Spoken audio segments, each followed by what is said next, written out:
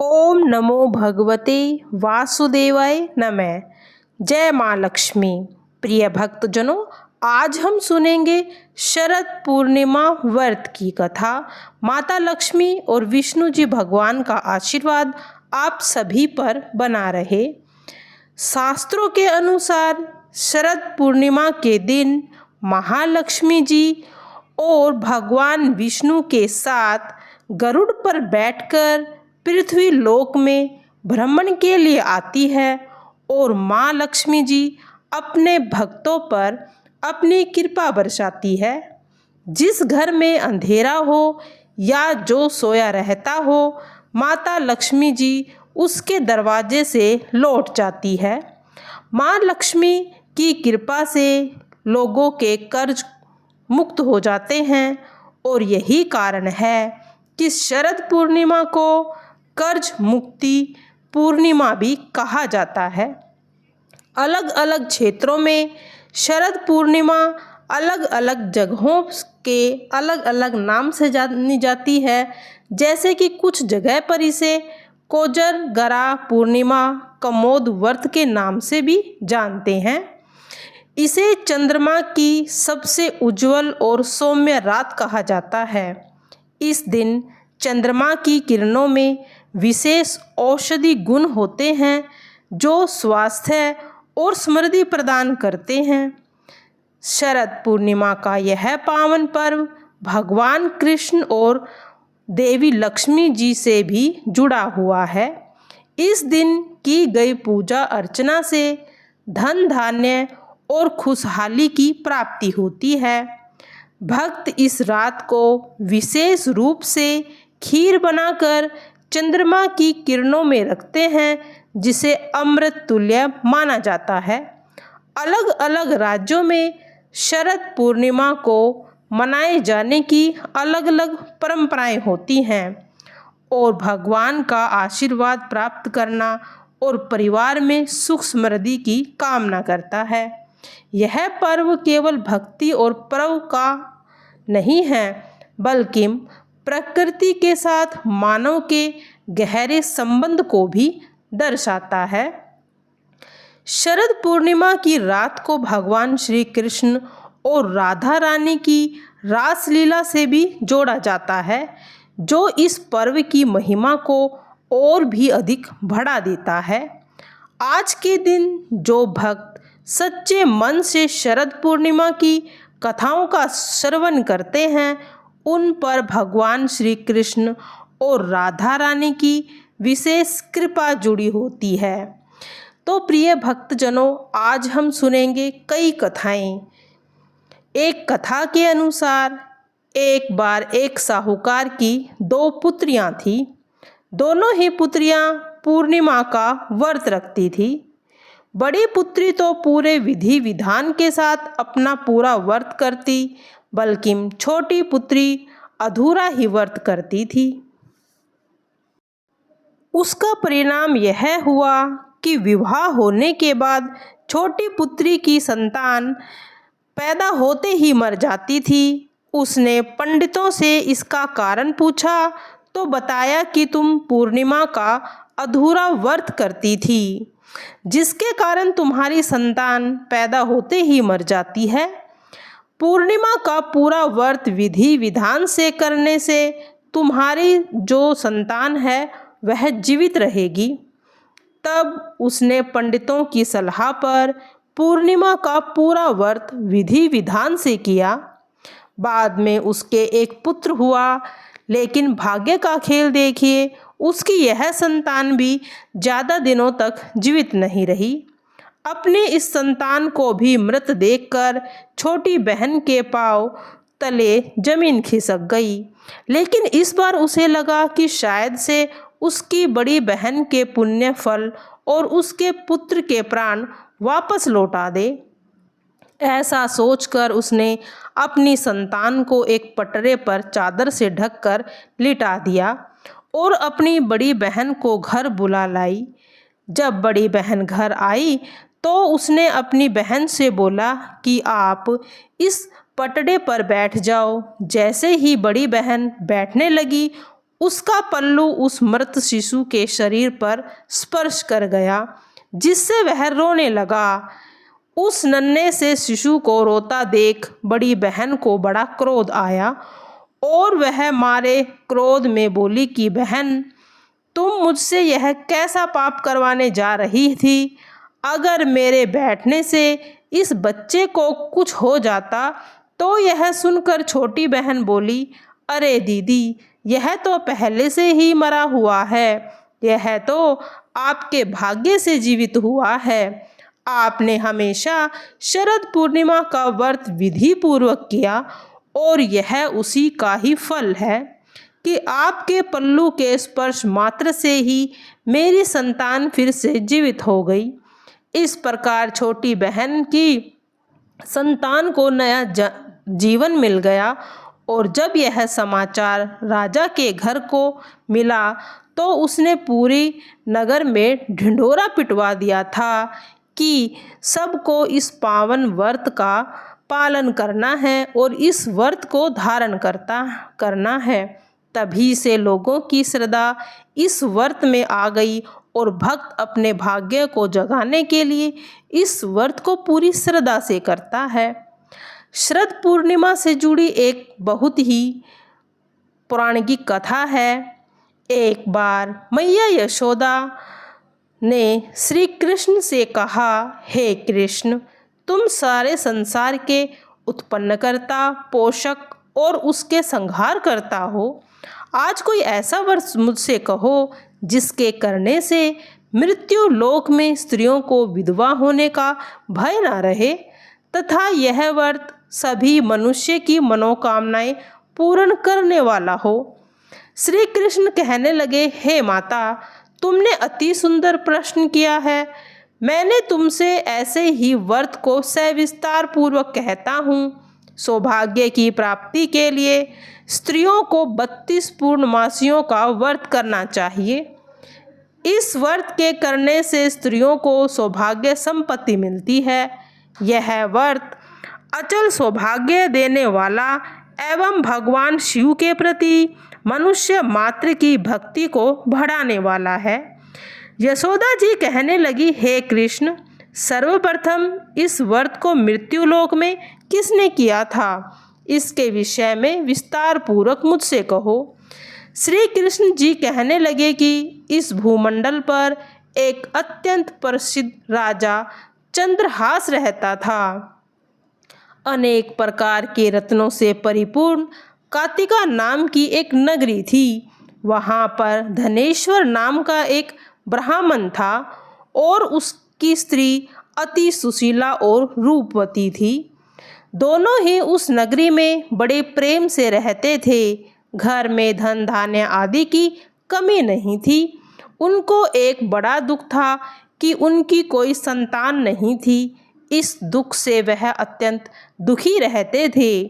एक समय एक बड़ा तपस्वी योगी उस नगरी में आया। वह योगी उस ब्राह्मण के घर को छोड़कर अन्य सब घरों से भिक्षा मांग कर लाता और भोजन करता। रूपवती से वह भिक्षा नहीं लिया करता था। उस योगी ने एक दिन रूपवती से भिक्षा न लेकर किसी अन्य घर से भिक्षा लेकर गंगा किनारे जाकर भिक्षा पात्र को प्रेम पूर्वक खा रहा था कि धनेश्वर ने योगी का यह सब कार्य किसी प्रकार से देख लिया। अपने भिक्षा के अनादर से दुखी होकर धनेश्वर योगी से बोला, महात्मा, आप सब घरों से भिक्षा लेते हैं परंतु मेरे घर से कभी भिक्षा नहीं लेते, इसका कोई कारण है? योगी ने कहा कि निसंतान के घर की भीख पतितों के अन्न के तुल्य होती है। जो पतितों का अन्न खाता है वह भी पतित हो जाता है। इसीलिए मैं तुम्हारे घर का भोजन नहीं खाता।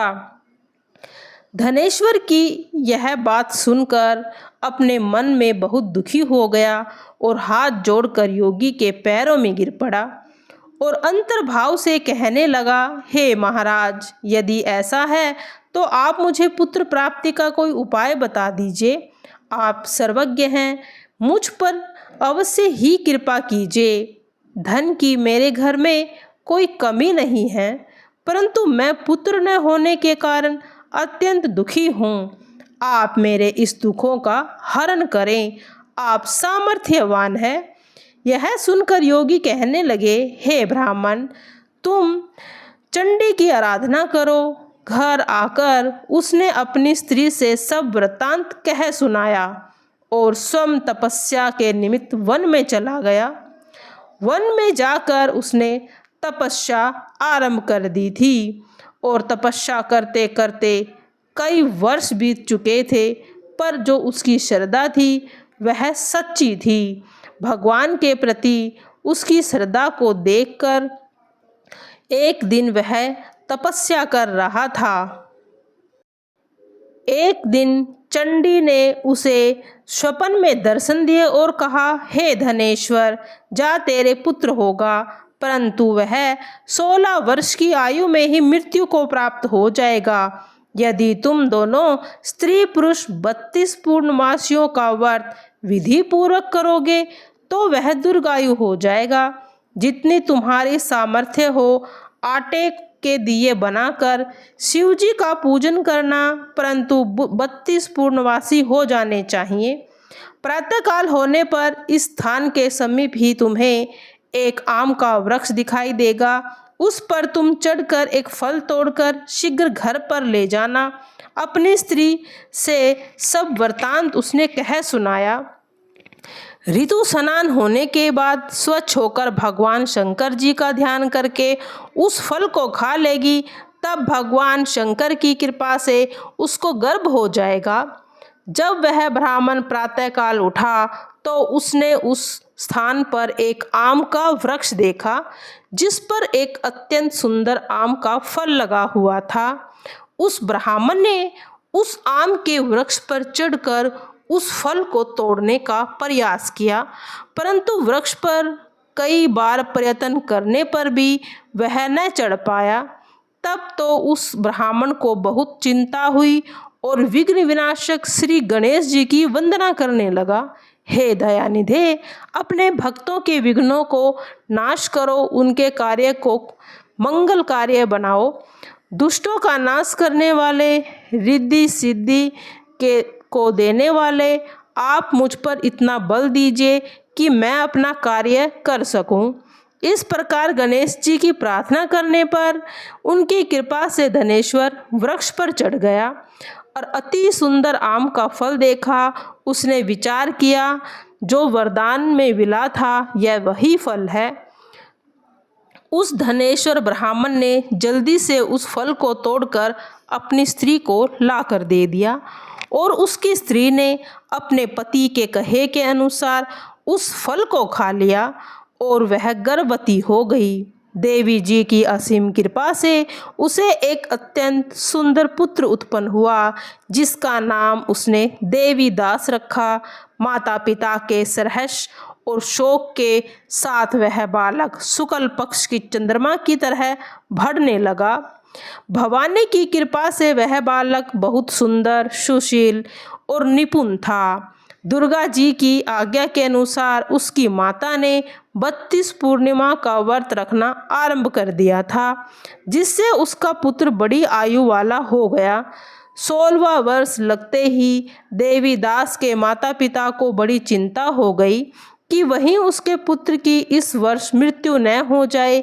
इसीलिए उन्होंने अपने मन में विचार किया कि यदि यह दुर्घटना उनके सामने हुई तो वह सहन नहीं करेंगे और वो भी मर जाएंगे।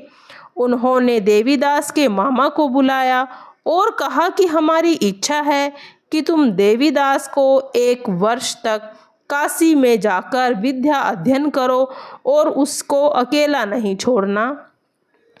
इसीलिए साथ में तुम भी चले जाओ। 1 वर्ष के पश्चात इसको वापस लौटा लाना। सब प्रबंध करके उसके माता पिता ने काशी जाने के लिए देवीदास को एक घोड़े पर बैठाकर उसके मामा को उसके साथ चल कर दिया, किंतु यह बात उसके मामा या उसको नहीं पता थी।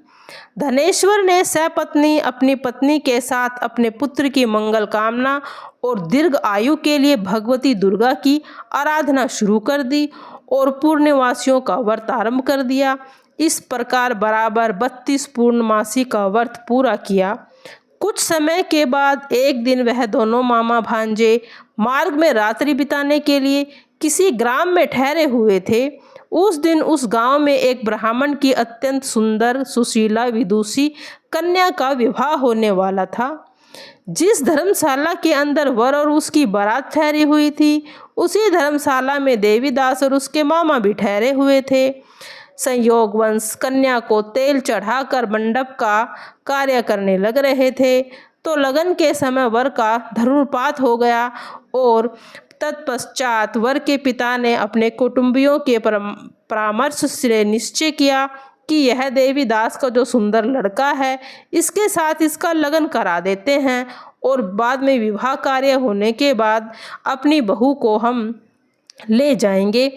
इस प्रकार से मामा को बुलाकर थोड़ा धन देकर उसने उसको राजी कर लिया, जिससे विवाह लगन भी अच्छी तरह से हो गया। तब उसका मामा कहने लगा कि जो कुछ भी है, कन्या के समय वर को जो भी मिले वह हमें दे देना। यह बात उसके पिता ने स्वीकार कर ली और विवाह कार्य भी विधि पूर्वक हो गया था। अब इस सोच में गरम वह लड़का सोचने लगा कि यह तो सही बात नहीं है। तब वधू ने सोचा, आप इतने उदासीन और दुखी क्यों हो? तब उस वर ने कहा कि तुम्हारे पिता ने जो तुम्हारा विवाह कराया है वह लड़का मैं नहीं, मैं हूँ, पर जिसको तुम्हें विदाई के समय भेजेंगे वह कोई और है। मैं तो ब्राह्मण का लड़का हूँ। और वह कहने लगी कि आप तो मेरे पति हैं, मैं तो आपकी पत्नी रहूँगी, किसी अन्य की नहीं हो सकती।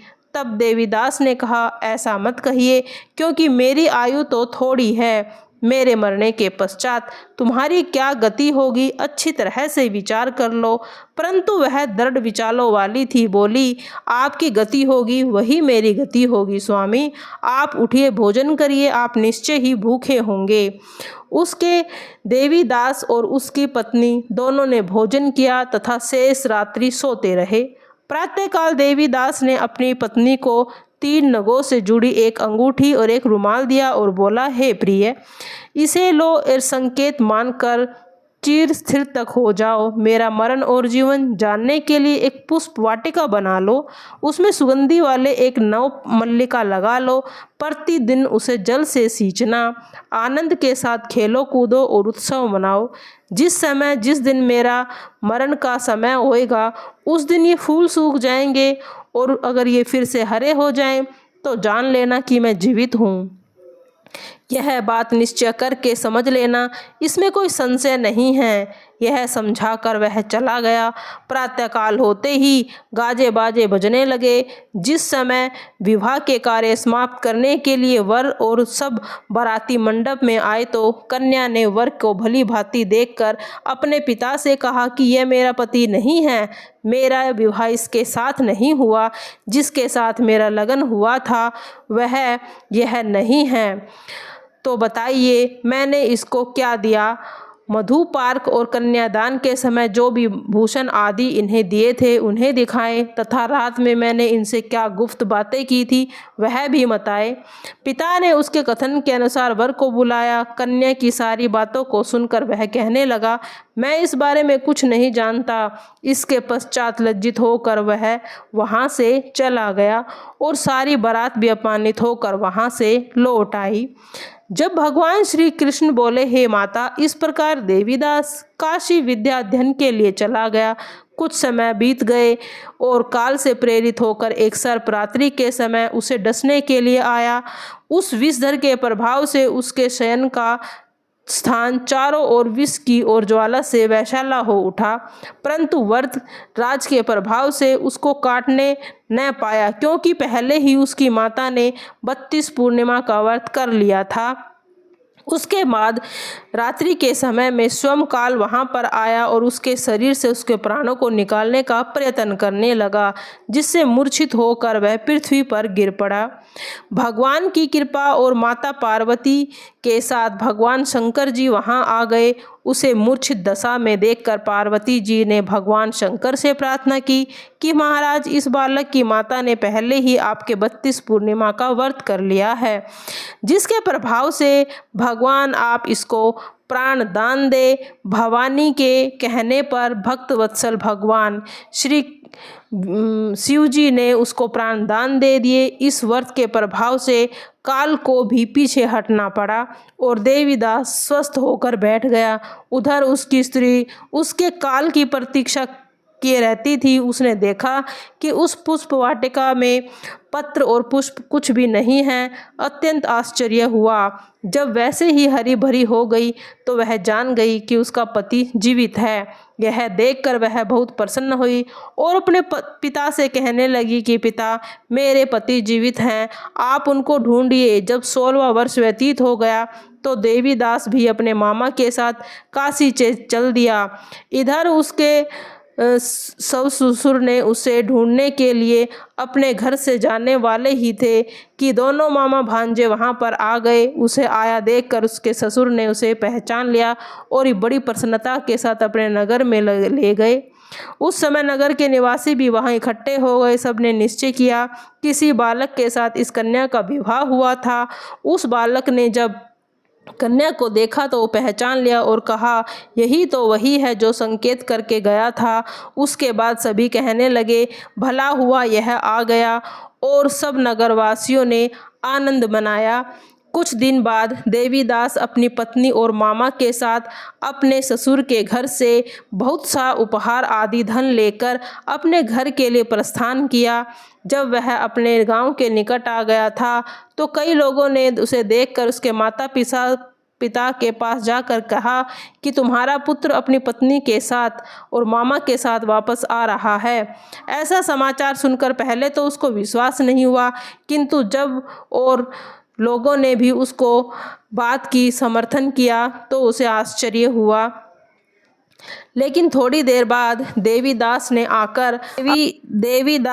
आकर अपने माता पिता के चरणों में अपना सिर रखकर प्रणाम किया और उसकी पत्नी ने अपने सास ससुर के चरणों को स्पर्श किया तो माता पिता ने अपने पुत्र और पुत्रवधू को हृदय से लगा लिए और दोनों की आंखों से अश्रु बहने लगे।